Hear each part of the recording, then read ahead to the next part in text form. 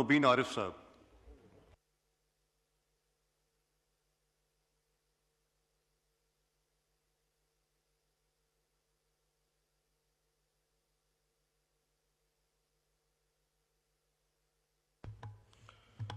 अस्सलाम वालेकुम जनाब चेयरमैन, बड़ी मेहरबानी आपने मौका दिया इस मौजू के ऊपर गुफ्तगू करने का।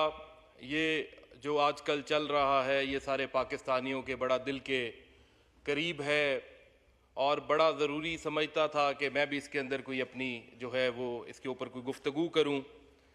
सर, ये जो पहलगाम वाला वाक़या आज से कुछ दिन पहले इंडिया के अंदर हुआ, देखें अफसोसनाक वाक़या है।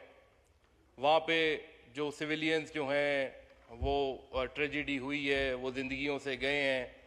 ये पाकिस्तान पिछले 20-25 साल से ये दहशतगर्दी की जंग लड़ा है। हम ये चीज़ें समझ सकते हैं, वेस्ट की जंग हो, किसी दूसरे तीसरे मुल्कों की जंग हो, पाकिस्तान जो है वो दहशतगर्दी के पिछले बड़े अरसे से ख़िलाफ़ है और पूरी दुनिया को इस चीज़ का पता है। ये कैसे हो सकता है कि जो मुल्क दहशतगर्दी के खिलाफ खुद जंग लड़ रहा है वो अपने खित्ते में दहशतगर्दी चाहे? इम्पॉसिबल है सर ये।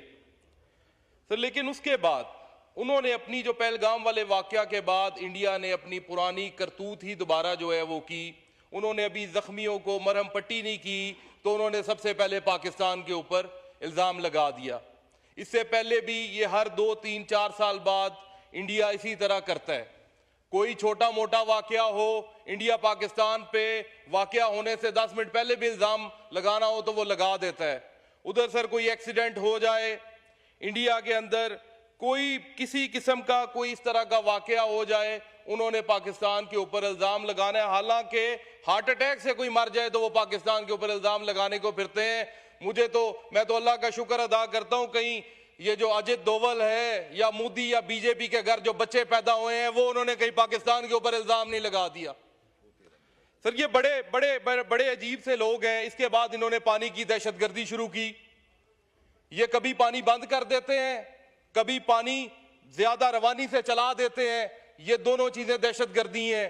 उसके बाद इन्होंने हमारी मस्जिद पे, हमारे मदरसों पे, हमारे मुरीदके में, बहावलपुर में, उसके बाद मुजफ्फराबाद में हमारे सेटल्ड इलाकों पे मिसाइलों से हमले किए। हमारे सिविलियंस, खवातीन, बच्चे उसके अंदर शहीद हुए।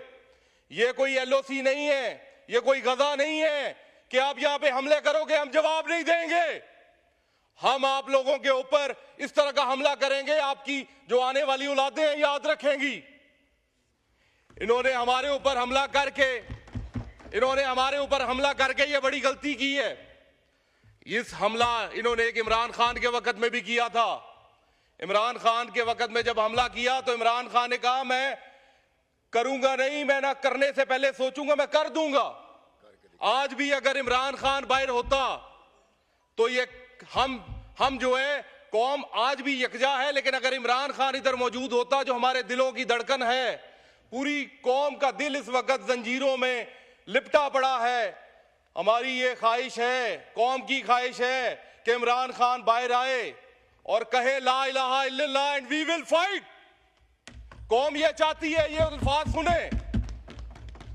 इंडिया अगर गोली चलाता है हम मिसाइल चलाएं। इंडिया अगर 100 फुट रेंज का या 100 किलोमीटर रेंज का मिसाइल फायर करता है तो ये जो अबाबील है, ये जो शाहीन है, ये जो गौरी है, ये सर हमने शादियों पे चलाने के लिए नहीं रखे। हमें चाहिए हम इनका कोलकाता, इनका बॉम्बे, इनका दिल्ली, इन सब के ऊपर हमले करें। इधर दोस्त कल कह रहे थे कि जंग किसी चीज का हल नहीं है। ठीक है, बड़ी अच्छी बात है, बातचीत से मसले हल होने चाहिए, गुफ्तगू होनी चाहिए। लेकिन अगर आपका दुश्मन जंग करने पे तुला है और उसकी ख्वाहिश ही जंग है तो फिर क्या करें? फिर लेट जाएं, फिर पांव पकड़ लें? नहीं, बिल्कुल ऐसा नहीं है। ये जो फौजी हमारे सरहदों पे लड़ रहे हैं, ये जो हमारी एयरफोर्स जहाज चला रही है, ये जो हमारे फौजी पानियों के अंदर लड़ रहे हैं, हम इनके साथ हैं। हमारा लीडर भी इनके साथ है। उसने जेल के अंदर बैठ के कहा हम हर चीज भूल गए हैं। हम इस मौका पे इंडिया को भरपूर यकजा होके एक पैगाम देंगे। हमने कौमी यकजहती का पैगाम दिया। क्या कौमी यकजहती का पैगाम सिर्फ तहरीक इंसाफ ने देना है? क्या कौमी यकजहती की जिम्मेदारी इमरान खान की है? क्या कौमी यकजहती की जिम्मेदारी अपोजिशन की है? इसके अंदर हुकूमत का कोई लेना देना नहीं, इसके अंदर अदालतों का कोई लेना देना नहीं, इसके अंदर सिविल इंतजामिया का कोई लेना देना नहीं। यह सबका फर्ज है, इस्टेब्लिशमेंट का भी फर्ज है कि कौमी यकजहती और कौमी हम आहंगी पैदा करें। यह पाकिस्तान के वाइंड अप करें प्लीज। जी सर, बिल्कुल इसे कंक्लूड कर रहा हूं। ये पाकिस्तान के फायदे की बातें हैं और ये जो पाकिस्तान के साथ मुखलिस लोग हैं वही कौमी यकजहती के बारे में सोच सकते हैं। इधर कोई ऐसा लीडर नहीं है कि जिसने ये आवाज इंडिया के और मोदी के खिलाफ बुलंद ना की हो। मैं सिर्फ हुकूमती बेंचेस से ये पूछना चाहता हूं कि आपका लीडर किधर है? उन्होंने कोई सप सोंगे वो नहीं बोलता इंडिया के खिलाफ, वो भी तो कुछ बोले ना। इंग्लैंड जाके बह रहे हैं, उतो कुछ बोल लवे और ਉਹਦੇ ਕੋਲ मीडिया वाले सवाल करते ने, बड़े जवाब देंदा है उन्होंने। जिथों इंडिया का मोदी का सवाल हुंदा है बिल्कुल चुप कर जाता है। जनाबे चेयरमैन, यह गल भी तो मुनासिब कोई नहीं इंडिया के खिलाफ बोले। जो इंडिया के खिलाफ नहीं सो बोलना तो फिर इंडिया जाके बह जाए, बीजेपी जो इलेक्शन लड़ लवे।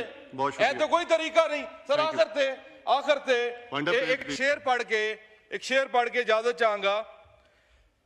तुम्हें भी जिद है कि मशके सितम रहे जारी, तुम्हें भी जिद है कि मशके सितम रहे जारी, हमें भी नाज के जो जोरो जफा के आदी हैं, हमें भी नाज के जोरो जफा के आदी हैं। तुम्हें भी जम महाभारता लड़ी तुमने, हमें भी फख्र है कि हम करबला के आदी हैं। बड़ी मेहरबानी। पाकिस्तान जिंदाबाद।